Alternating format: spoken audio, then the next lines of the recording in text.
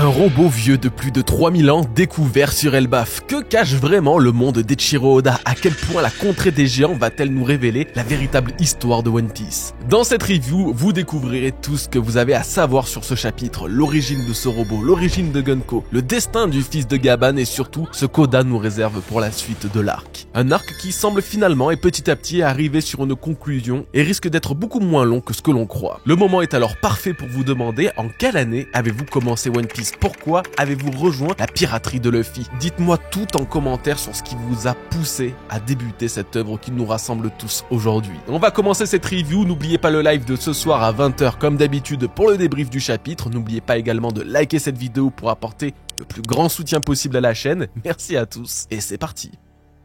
Eh bien, on commence très fort, encore grâce à Franky et Ripley nous révélant les restes d'un robot antique datant de 3000 ans, ici, sur Elbaf. Alors, on va tout de suite analyser ça, hein, évidemment, mais on va aussi se poser 5 minutes pour réaliser le parcours de fou furieux qu'est en train de nous faire Franky là. Il découvre la fresque qui aura bien chamboulé Internet comme il faut, il découvre le village Hogen qui a été détruit par un éclair et maintenant, les restes d'un robot vieux de 3000 ans. C'est Robin qui aurait dû venir avec Ripley en fait, parce qu'en 30 minutes de randonnée sur Elbaf, Franky a découvert plus de trucs qu'elle en 2 ans avec les Mugiwara. Bon, évidemment, allez, je grossis le trait, hein, mais waouh!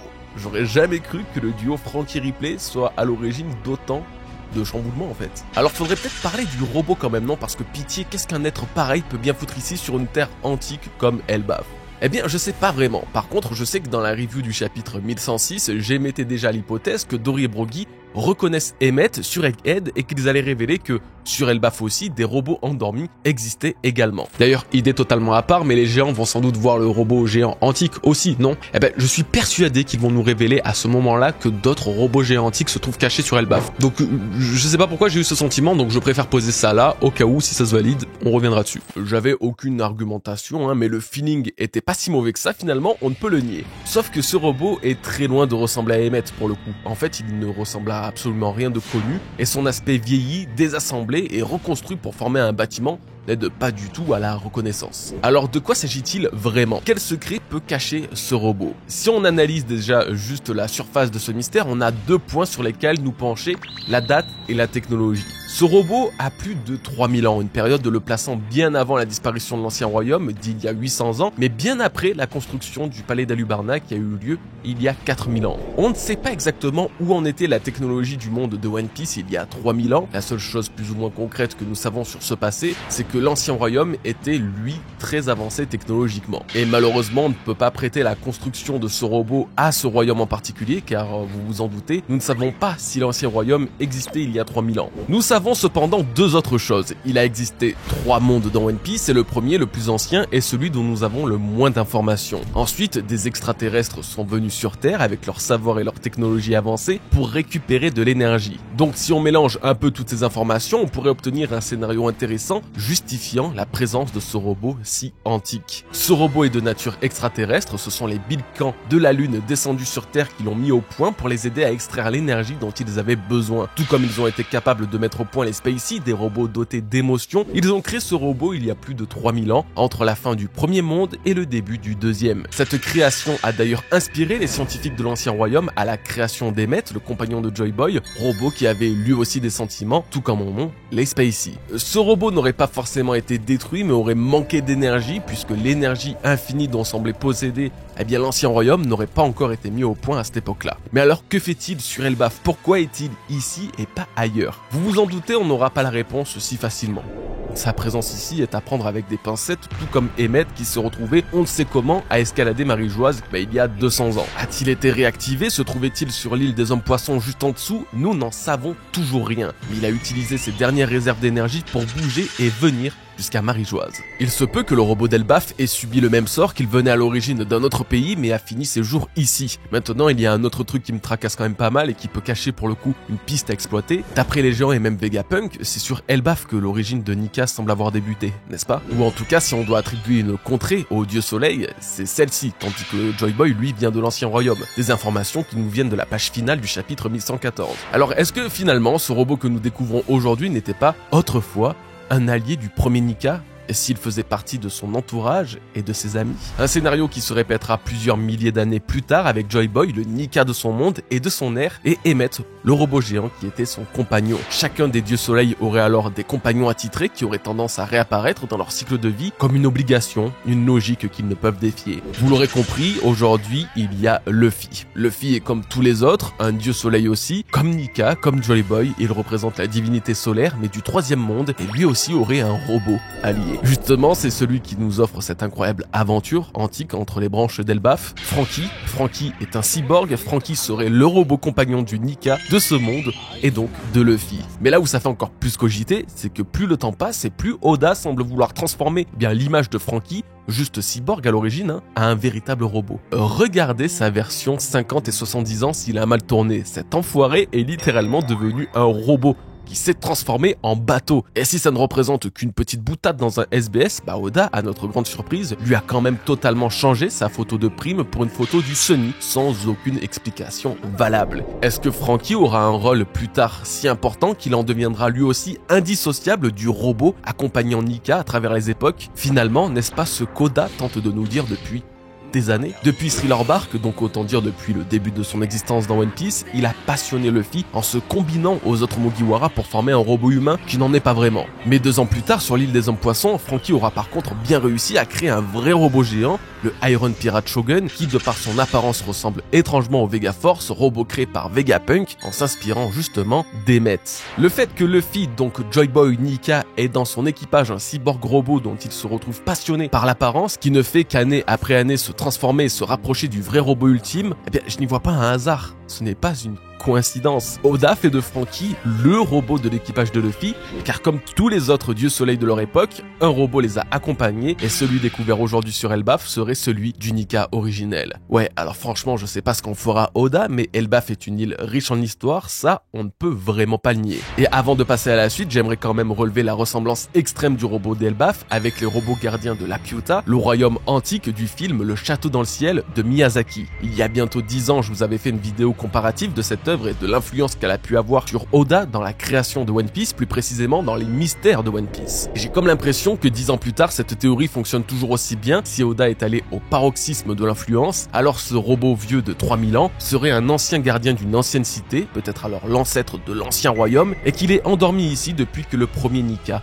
a cessé de vivre. Si Luffy a réussi à éveiller Emmet grâce à ses battements de cœur dans sa forme Gear 5, on peut penser que l'énergie du dieu soleil aide ou permet l'alimentation des robots. C'est pourquoi la présence de ce robot sur Elbaf serait un indicateur de la mort du premier Nika qui remonterait ni plus ni moins qu'à 3000 longues années. Et peut-être que lorsque Luffy utilisera son Gear 5 sur Elbaf, les battements de son cœur résonneront jusqu'à ce robot endormi, déclenchant peut-être un nouvel éveil. En tout cas, cette première partie se clôt par l'apparition de l'éclair créé par les cauchemars des enfants. Il est intéressant de noter que sa présence pourrait se justifier par la présence de Bonnie, une enfant présente avec Lilith dans les ruines du robot antique. Franky, Lilith et Ripley devront alors la protéger, à part si Bonnie elle-même rejoint le combat et utilise sa forme Nika pour combattre cette nouvelle menace incompréhensible filant dans le ciel d'Elbaf.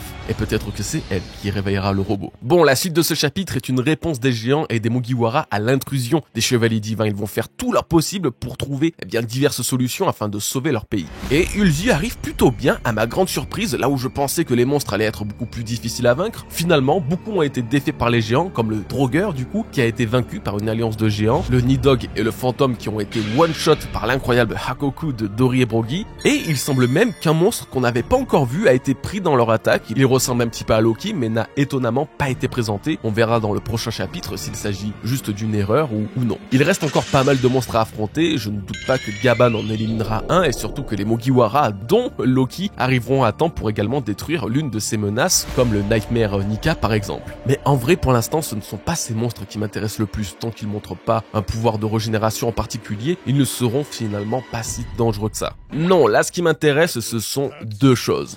Gunko et Koron.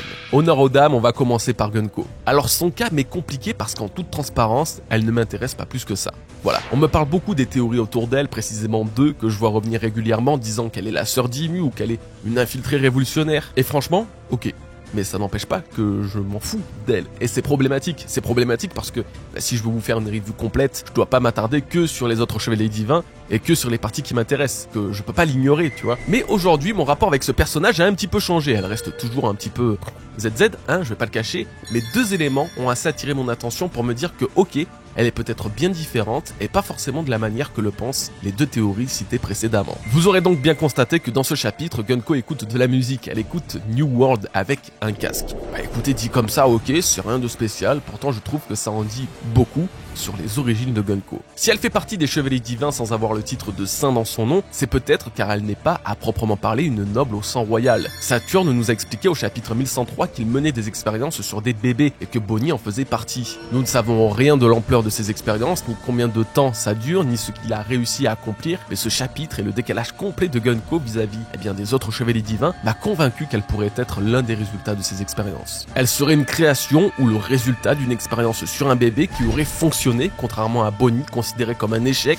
Gunko était si prometteuse, un parfait soldat, qu'elle en aurait rejoint l'armée des chevaliers divins. Et l'autre argument me faisant penser une telle chose, c'est le deuxième élément que je mentionnais plus tôt, la chanson qu'elle écoute. Parmi toutes les chansons qu'elle aurait pu aimer, vraiment, Gunko a décidé que sa préférée soit New World, la chanson la plus populaire de Brook qu'il a écrite durant l'ellipse et chantée le jour où lui et les Mugiwara se sont retrouvés après 2 ans de séparation. Alors pourquoi c'est si important qu'elle kiffe cette chanson en particulier? Cette chanson, elle a des paroles totalement opposées au principe des chevaliers divins et même du gouvernement mondial en général, rien que ça. Ces paroles n'existent pas dans le manga, ni vraiment dans l'anime puisque la chanson a été coupée à la moitié. Il faudra attendre la sortie d'une version officielle sur Spotify en 2011 pour découvrir des mots, des phrases et des termes qui semblent bien avoir été écrit par Oda. Le monde va changer encore une fois, comme une référence aux 2 précédents mondes découverts sur Elbaf. Même un épais brouillard qui semble durer éternellement disparaît en un instant et nous voyons le ciel bleu. Belle référence à l'aube du monde qui doit se lever et qui devient vraiment important et récurrent que plus tard dans le nouveau monde et plus tard dans l'histoire. Et bien sûr, la phrase ultime prouvant bien qu'Oda est derrière les paroles de New World, il a ri.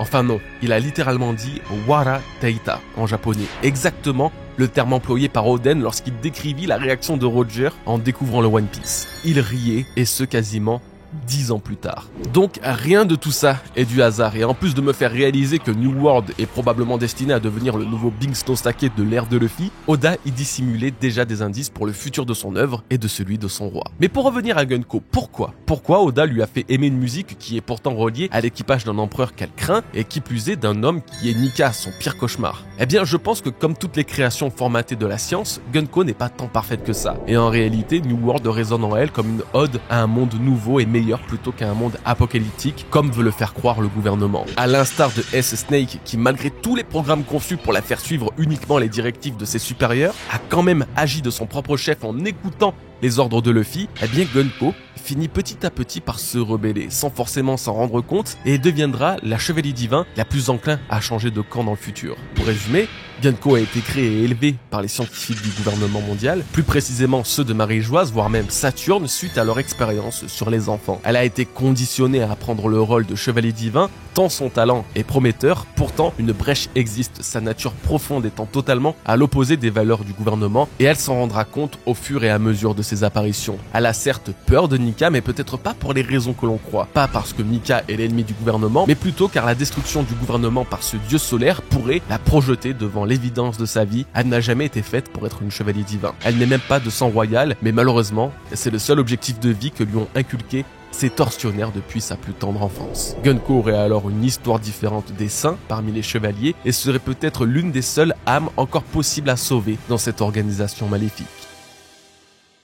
Bon, maintenant parlons de Koron, notre nouveau Momonosuke géant mais avec une paire de burnes en plus. Ouais, je suis désolé, c'est parti tout seul, mais faut dire que ce gamin est vraiment le plus hypant de tout Elbaf, bien plus même que les autres géants. Je sais pas pourquoi, peut-être parce qu'il est un mélange de plein de personnages intéressants de l'œuvre de One Piece, il a ce courage et cette bravoure à la Luffy, il a cette volonté d'être pirate et surtout capitaine de son navire à la Usopp quand on l'a découvert. Il est le fils d'une véritable Resta comme Ace l'était avec Roger. Voilà, je sais pas, il est vraiment attachant ce gosse et il le prouve dans ce chapitre une fois de plus. Après avoir été tège par les géants le considérant comme trop faible pour combattre, à raison pour le coup, Koron prend les choses en main et décide d'y aller de lui-même avec son petit bateau, N'est-ce pas mignon tout plein? Fort heureusement pour lui, mais aussi pour les Mugiwara, ils se rencontrent et vont s'allier temporairement pour combattre et sauver Elbaf. Bon, du coup, tout ça c'est cool parce que ça commence à confirmer ma théorie du chapitre 1138 où je disais que Koron allait prendre part au combat pour défendre sa patrie, mais aussi ses amis. Mais malheureusement, ça risque également de confirmer la suite. Koron va se faire capturé. Encore une fois, on va se poser un petit peu pour parler de ce qui se passe sur Elbaf actuellement et essayer un peu de pré-shot le futur. On est bien d'accord que vu l'engouement que prend le raid des Chevaliers Divins, un échec serait quand même vachement mal vu, non? Déjà pour nous, lecteurs, on les a pas encore totalement acceptés et s'ils se foirent à leur première mission, ça risque de juste nous donner un goût de déjà-vu façon Cypherpol. Perso, très peu pour moi. Ce genre de traitement, ça va 5 minutes, mais ça devient vite lassant. C'est pourquoi Oda peut vraiment faire de nouvelles choses, notamment donner du succès à ses antagonistes dans leur objectif, et donc que les Chevaliers Divins parviennent à kidnapper les enfants d'Elbaf, ou presque. Si j'espère voir une once de succès dans leur mission, je pense aussi que les Chevaliers Divins ne vont pas kidnapper littéralement tous les enfants d'Elbaf. À vrai dire, je ne pense pas qu'ils en ont besoin d'en capturer beaucoup. Un seul suffirait, il suffit que ce soit le bon. Cette proie serait Koron, fils de géant par Ripley, mais surtout fils d'un vice-capitaine de Roger par Gaban. Je trouve qu'il y a vraiment beaucoup de chances pour que ce raid se termine par la capture de cet enfant en particulier, plutôt qu'un groupe entier de gamins d'Elbaf, et voici pourquoi. Déjà, c'est plus simple à faire scénaristiquement. À dessiner, à expliquer, je dis pas que Oda doit et veut forcément chercher la facilité, c'est pas le cas, mais c'est quand même un argument qui pèse dans la balance. Un enfant connu et important pourrait avoir plus d'impact pour les lecteurs que plusieurs jeunes randoms. On s'attacherait plus à lui, voyez. Numéro 2, ensuite, ça correspond bien au personnage. Les gamins d'Elbaf n'ont pas suivi l'enseignement des guerriers suite à la politique pacifique d'Harald. Koron, lui, est différent. Il n'est même pas scolarisé avec les enfants qui se font kidnapper. Pourtant, même si ça ne le concerne pas directement, il veut participer et il veut aider. Il se sent comme un vrai guerrier malgré tout, et malgré son jeune âge, je le vois totalement se faire capturer à la place des autres. Mocha avait fait un sacrifice assez similaire sur Punk Hazard en mangeant tous les bonbons drogués par César Clown afin de sauver les autres, et ce même si elle pouvait en mourir. Un gamin avec autant de fierté que Koron pourrait réagir de façon similaire. En 3, et ça correspond d'ailleurs plutôt bien à son entourage. Oui, ce troisième point est important car Koron a en vedette des personnages pouvant inspirer cette forme de bravoure. Regardez la légende de son père, le dévoreur de montagnes qui a sauvé Roger en se battant seul contre des dizaines voire une centaine de pirates, lui ayant tendu une embuscade. Comment Koron ne pourrait pas prendre exemple sur lui, se sacrifiant pour le bien de ses camarades? Mais Gaban n'est pas le seul héros qu'il connaît, vous le savez bien puisqu'il a été introduit à ses côtés. Shanks le Roux aussi a passionné Koron. Et Shanks, c'est pas le dernier quand il est question de se sacrifier ou de faire face à l'adversité, des valeurs qu'il a inculquées à l'autre enfant qu'il a sauvé autrefois,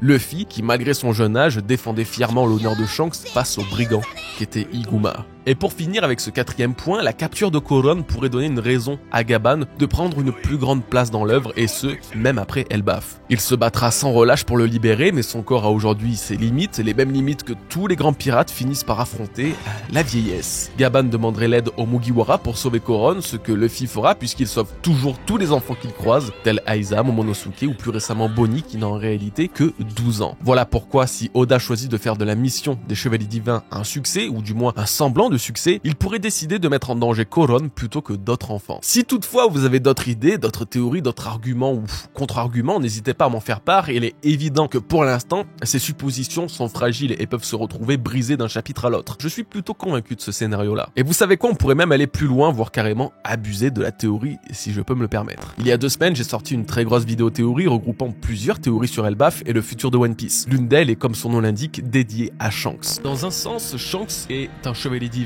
En tout cas, il vient de l'une des familles les plus importantes et prestigieuses parmi eux. Alors aurait-il lui aussi été marqué à sa naissance pour passer le cercle des abysses en prévision de son futur rôle au sein des chevaliers divins? Et si c'est le cas, est-ce une des justifications que va utiliser Oda pour lui avoir coupé le même bras gauche lorsqu'il sauva Luffy dans le tout premier chapitre? Effectivement, Shanks aurait lui aussi la marque pour traverser le cercle abysse des chevaliers divins, une marque qu'il aurait héritée de sa famille, les Figarland, actuellement les plus illustres chevaliers de l'ordre. Alors imaginons maintenant un seul instant que c'est vrai. Shanks peut véritablement traverser Abyss. Ne pourrait-il pas infiltrer Marie-Joise grâce à ce pouvoir et sauver Koron, tout comme il a sauvé Luffy dans son enfance? Imaginez un instant Shanks apprenant la disparition de Koron par Gaban, organise une mission sauvetage en pleine capitale des dragons célestes, en débarquant grâce au pentagramme démoniaque, parvient à sauver Koron, mais doit faire face à Shamrock qui lui se trouve actuellement sur Marie-Joise, prêt à affronter son frère jumeau. Non mais là, impossible de mentir, me dites pas que ça vous a pas hypé ne serait-ce que 10 secondes, vous seriez des mythos. Rassurez-vous, c'est qu'une idée, mais on va quand même tous s'en souvenir et la garder dans un coin de notre tête, et on refera le point si Koron se fait capturer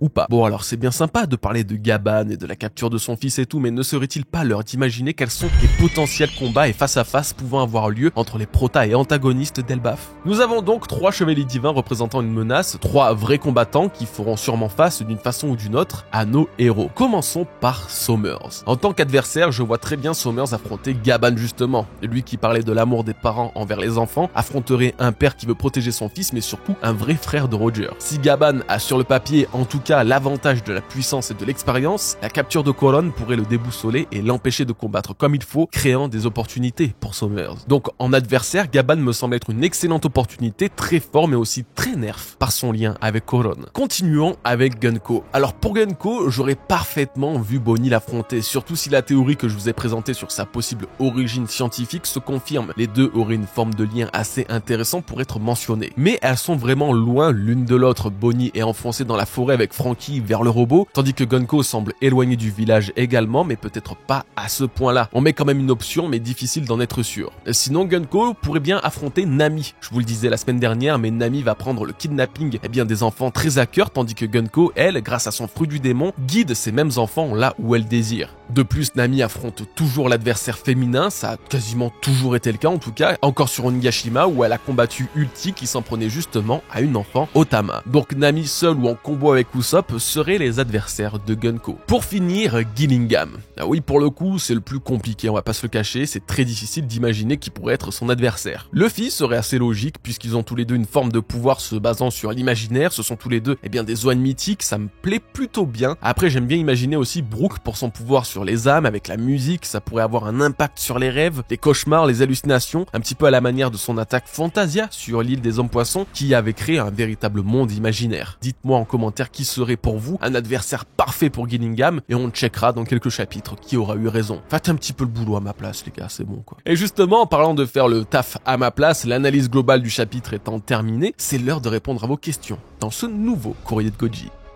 Yo Goji, en y réfléchissant maintenant, l'équipe de Barbe Noire possède le corps de Saturne, ils devraient pouvoir traverser l'abysse avec la marque. Tu penses qu'ils peuvent s'en servir pour attaquer directement Marie-Joise ou faire apparaître un chevalier divin? C'est une très bonne question et une très bonne idée, je crois quand même qu'on l'avait déjà mentionné, cette théorie par le passé, j'en suis plus sûr, mais quoi qu'il en soit, la question a vraiment de quoi se poser depuis la découverte des pouvoirs Abyss et du laisser-passer de la marque. Au final, on ne savait pas exactement à quoi allait servir la copie de Saturne après la mort de ce dernier, puisque effectivement, il n'y a strictement plus aucun intérêt de prendre son apparence vu que il sera impossible de duper les autres doyens. Moi j'avais dans l'hypothèse au chapitre 1125 que Devon allait avec Pudding extraire les souvenirs de ce dernier. Mais bon voilà, maintenant on peut y repenser puisque la marque, même si on ne sait pas exactement comment elle fonctionne, apporte un argument supplémentaire. Barbe Noire aurait appris on ne sait comment que les chevaliers divins et le Gorosei peuvent se téléporter à travers un pentagramme grâce à une marque et aurait donc envoyé Devon sur Egghead pour prendre l'apparence d'un membre du gouvernement. Il pensait sûrement que c'est l'un des chevaliers divins qui se serait pointé pour gérer ce problème, mais c'était carrément un membre du Gorosei, ce qui explique la surprise de Devon de voir un doyen ici. Du coup, la finalité du plan de l'équipage de Barbe Noire, le monde,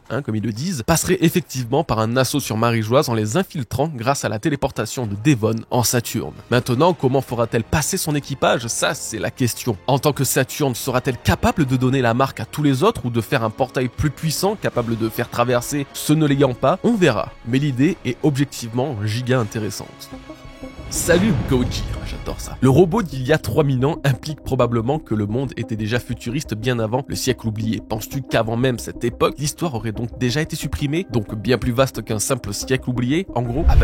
Oui, très clairement, c'est une époque qui est sans doute reliée au premier monde, et le premier monde, tout comme le siècle oublié de Joy Boy, a dû être effacé d'une façon ou d'une autre. C'est pour ça qu'on en entend parler aussi peu, et c'est pourquoi il n'est présent que dans des livres antiques, dans la mythologie des géants d'Elbaf. Après, pour le monde futuriste avant le siècle oublié, je ne pourrais pas me prononcer là-dessus, ma théorie de cette review étant que ce robot serait à l'origine de la technologie des Bilkans descendue sur Terre. J'imagine qu'il est l'une des premières traces de civilisation hautement avancée technologiquement, mais pas nécessairement que le monde était futuriste à ce point-là. Il doit y avoir une espèce de cycle dans One Piece qui fait que lorsqu'un gouvernement prend trop de place, en bien ou en mal, il se fait automatiquement détruire par des ennemis. C'est ce qui va se passer avec le gouvernement mondial qui, après avoir détruit l'ancien royaume, se verra être détruit par Nika et l'histoire continuera en boucle jusqu'à la vraie fin du monde.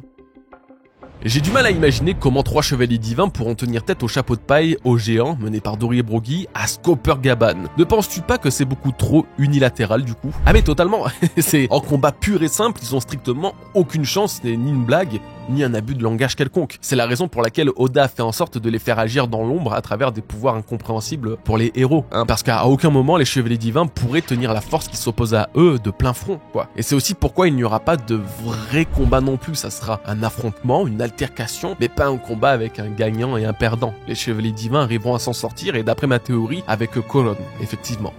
Un retour de Kid et son équipage dans l'arc d'Elbaf. Ou après, ou jamais. Quelqu'un y croit encore? Sérieusement là? On est combien dans la salle là? Parce que en étant totalement honnête, je vois pas comment Kid pourrait être mort. Pourtant, il devrait l'être, puisque lui et son équipage sont tombés dans la flotte après avoir été annihilés. Donc, sans aide externe, ils ne pourront normalement jamais s'en sortir. Mais justement, qui aurait pu les aider en si peu de temps? Un homme poisson, peut-être, mais rien ne peut justifier qui, parmi eux, irait les sauver. Surtout que Kid et son équipage sont pas réputés pour avoir beaucoup d'alliés dans le monde de One Piece. C'est des tortionnaires, des barbares. Franchement, j'aimerais bien croire qu'Oda ait réussi à les tuer, ça impacterait pas mal l'histoire je trouve, mais ça serait aussi trop tard pour nous le dire. S'ils sont vraiment out de One Piece, fallait nous le faire comprendre tout de suite. Là, tout le monde s'en fout de Kid et son équipage, et même de leur survie. Soyons sincères, c'est trop tard, la hype est passée maintenant. Donc ouais, je vois pas comment Oda va les réintroduire avec une bonne logique, une bonne explication. En tout cas, s'il le fait, faut que ce soit durant Elbaf ou juste un petit peu après, pas plus. Trop d'attente tuerait vraiment toute la hype, qui est déjà pour moi, énormément affaiblie quoi. Yo, salut Goji, ma question porte sur le fait que de base Killingham possède un fruit en rapport avec les rêves et on a vu que le sel qu'il avait extrait ne donnait pas de nutriments. Maintenant, je ne comprends pas pourquoi les dégâts causés par les rêves des enfants sont réels. Alors ce sont deux choses différentes, le fruit de Killingham ne fait que de donner de la consistance et de la tangibilité à quelque chose d'abstrait, à savoir les rêves. Il ne reproduit pas toute la chimie de ce qu'il est créé, il ne fait qu'en dessiner la représentation. Les monstres, eux, sont totalement tangibles et immenses et peuvent alors causer des dégâts à la hauteur de leur masse. Après, il y a quand même pas mal de mystère, comment Nidog pouvait-il créer de la foudre? Comment ça s'explique de donner une énergie à un rêve? Il va sûrement falloir attendre les SBS d'Oda comme d'habitude, avec des détails supplémentaires pour mieux comprendre les dessous de ce fruit du démon. Quoi qu'il en soit, ça me semble normal en tout cas que les dégâts causés soient bel et bien réels. Eh bien, on arrive à la fin de cette petite review les bros, j'espère qu'elle vous aura plu. Bon petit chapitre, en vrai ça bouge toujours aussi vite, c'est intéressant, ça stagne pas, c'est très dynamique. Le climax de l'arc, lui, semble déjà plus trop tarder à apparaître. Très hâte de voir la suite. Je vous invite ce soir sur Twitch pour notre live hebdomadaire sur ce chapitre. Je vous invite à liker cette vidéo pour le soutien et à commenter évidemment quand est-ce que vous avez commencé One Piece, depuis combien d'années et même pourquoi vous êtes-vous lancé dans la piraterie. Je vous remercie tous et toutes les bros, j'ai hâte de vous lire et de vous retrouver ce soir. En attendant, portez-vous bien et prenez soin de vous et de vos proches. Peace les bros.